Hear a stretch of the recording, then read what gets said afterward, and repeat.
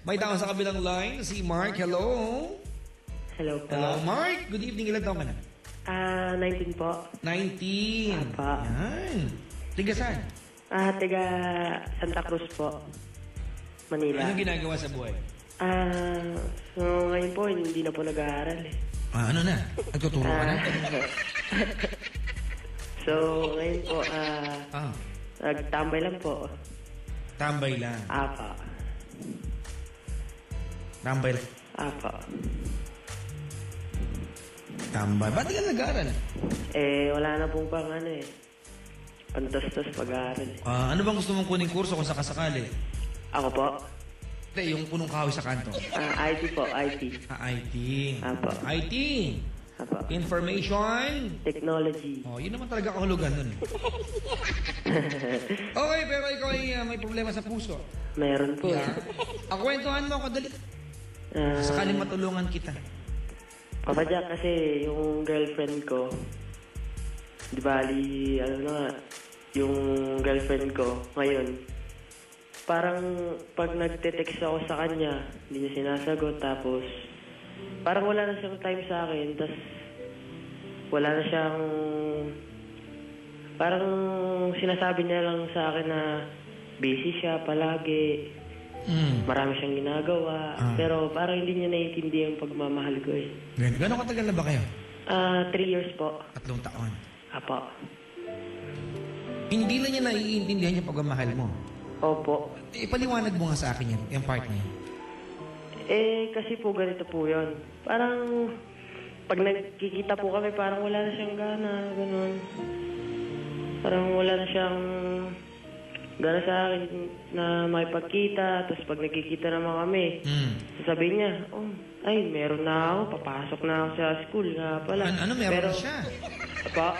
Ano yun, meron na siya, gano'n? Parang ganun po. May iba na siya ata eh. Pero hindi ko pa naman po siya nahuhuli. So kumbaga parang iniiwasan ka na niya. Apo. May na yung oras na inilalaan niya para sa'yo. Apo. Ano gusto mong tanong sa akin? Papa Jack, kung kailangan ko ba ituloy ito kasi masyado na ako nasasaktan eh. Unang-una, wala namang indikasyon na hindi ka na niya mahal. Maliban sa hindi. Walang indikasyon na meron siyang iba. Pero may indikasyon na baka hindi ka na niya mahal. Oo. Alright? Pero hindi naman yan sure. Yan ay nararamdaman mo lang. Baka kasi naninibago kayong dati. Yung meron dati tsaka meron ngayon. Baka yung meron dati sa meron ngayon, hindi na parehas. Di ba? Apo. Pero ganito, kailan mo huling tinanong sa kanya kung mahal ka pa niya? Nung nakarang araw po. Ano sagot niya? Opo, oo daw. Mahal pa daw niya ako. Yun yung mga kailangan. Kasi may pagkakataon, alam mo, Mark, na kailangan magtiwala ka dun sa sinasabi ng taong mahal mo. Hindi na kailangan ng ebidensya. Hindi na kailangan ng pruweba. Alright? Apo. Ganito.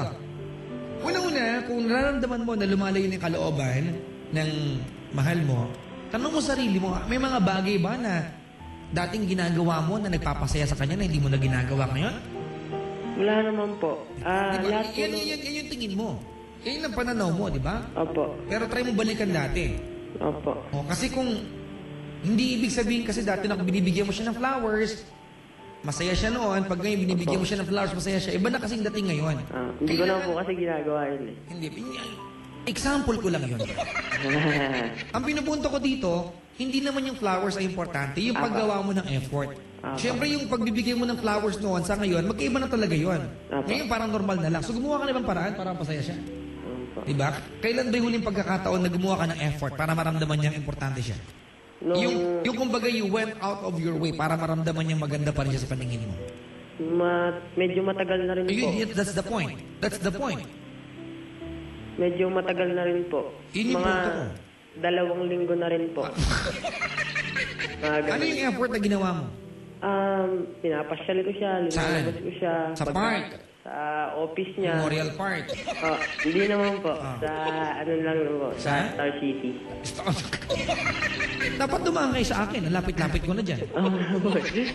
Hindi kayo dumaan? Hindi po. Sayang.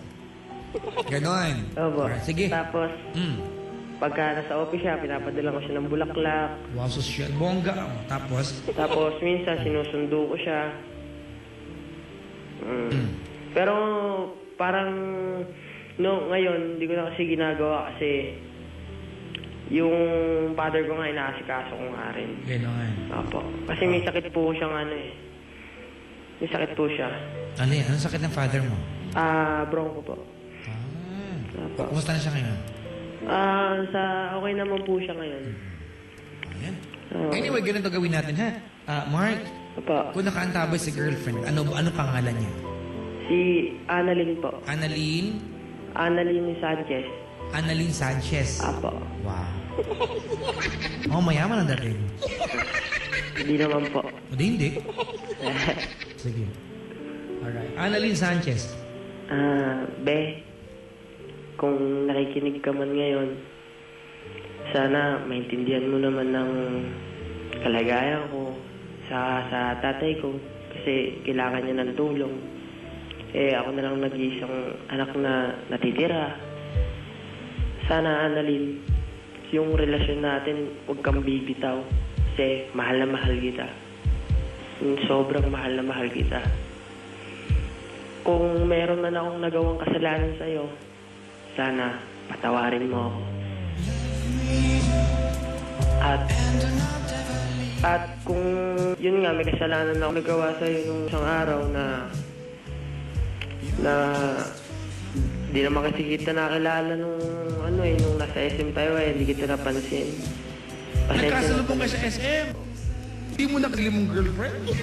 Hindi po kasi, madam po kasi sila. Nakamaskot siya ganun. Hindi po. Naka-costume po sila nun eh. Kasi may nag-play po sila. Tapos dumiretso sila sa SM. Hindi ko po siya nakilala talaga eh. Kasi naka-makeup pa eh. Yun nga po, Papa Jack. Kaya yun nga lang nagawa ko kasalanan sa kanya. Nagtampo sa akin. Sana naman patawarin mo na ako, Annalyn. Sobrang... Kaya pala. Nagtatampo pala. Kaya pala. Kaya nga. Sana... Annalyn Sanchez. Papa Jack. Ano yung... Kaya may pangako kay Annalyn na pag ibinalag niya yung dating Annalyn, yung minahal mo, diba ano yung aasahan niya sa iyo? Mamahalin ko po siya ng sobra. Talaga Higit pa sobra. sa buhay ko. Delikado yan, ha? Alam mo, hindi healthy yan, ha? Gigit sa buhay. Yung kasi Papa Jack, sobrang tagal ko rin linigawan yan. Mahigit po mag-iisang taon. Kung sa tutusin nga lang po, dapat nga po gumiba pa ako dyan pero hindi eh. Iba po talaga yung tama ako sa kanya eh. Bakit may tama talaga, ano? Opo. Napakahusay. Gusto ko yan, ha? Opo. May nag-text sa'yo. Baka siya na yan. Oo nga po, kinakabahan po. Tingnan, basahin mo muna. Basahin mo. Wala po. Kapatid ko lang. Kapatid mo, ano sabi? Kuya, ang corny mo, ganun. Nakikinig din po kasi siya. Ano sabi niya, kuya, ang corny mo? Hindi naman po. Sabi niya, Kuya, napaka-sweet, napaka-ano mo naman Yeah. sa girlfriend. And Apa. Mark? Apo. Oo, ikaw. Feeling ko lang takot na takot ka mawala sa'yo. Pero ang Opo. totoo niyan, nag-overreact ka. Meron naman palang dahilan. Kaya tampo, di ba? Opo. So, nagpapasuyo lang siguro yan. Siyempre, hindi naman pa pwede yung nagtampo, hindi ka na mahalaga. Siyempre, mahal ka pa niyan. Opo. Diba, kailangan lang siguro, di ba, na suyuin mo ulit. Alam mo, tayong mga lalaki, we have only one, we only have one main rule kapag meron tayong girlfriend. Apo. Alam mo kung ano yun? Ha? Yung pagmamahal. Hindi lang yun, di ba? Apa. Iparamdam mo sa girlfriend mo na kahit anong mangyari, sa paningin mo siya ang pinakamaganda. Apo. Ganun yun. Apa. Pag nagawa mo yan, it's a job well done. Kahit sa anong paraan. Apo. Diba? Kasi ang totoo niya mga kaibigan, ha? Feeling ko na-invento ang salitang insecurity sa mga girls. Totoo yan. Apo. Mas maraming insecurity sa mga babae kaysa lalaki. Apo. Mas marami yan. So, para hindi nila maramdaman yun bilang partner, it's your job to make her feel, di ba, na kahit anong mangyari, maging mataba man siya at lumba-lumba, kung hindi man, mamatay man lahat ng kuko niya sa paa, mahal mo siya, at sa paningin mo, siya ang Maganda pinakamaganda. Apo. Alright? Apo. Okay, salamat sa pagtawag. Ay, Papa Jack, pwede po bang mag-request? Bawal po request sa akin, pero hahandugan kita ng awitin. Hindi po awit, pababati Ay, lang. bawal bati, sir. Bawal bati. Bawal po ba? Oo, bawal bati. Sige Tensya po. ka na, ha? Apa. Oo. Salamat sa pagtawag. Okay, sige po. Ayan. Si Jason Roman, nakaantabay, ha? Sabi ni Ma'am Binis sa Chung. Ay, hello, Ma'am Binis sa Chung. Nalulungkot ka ba sa kwento ni Mark? Ay, sus. Ginoo. Ay, nakaantabay, mga kaibigan, ha? Yung, sabi nung aming IT dito, engineering namin. Mabati naman! Happy listening to Phil DT Cornet, Sampaloc, Val, Rolly, June, and Roger. I love you, pre. Sabi ni Gia Mayuga. Yung mga pag-I love you ka, di, ha?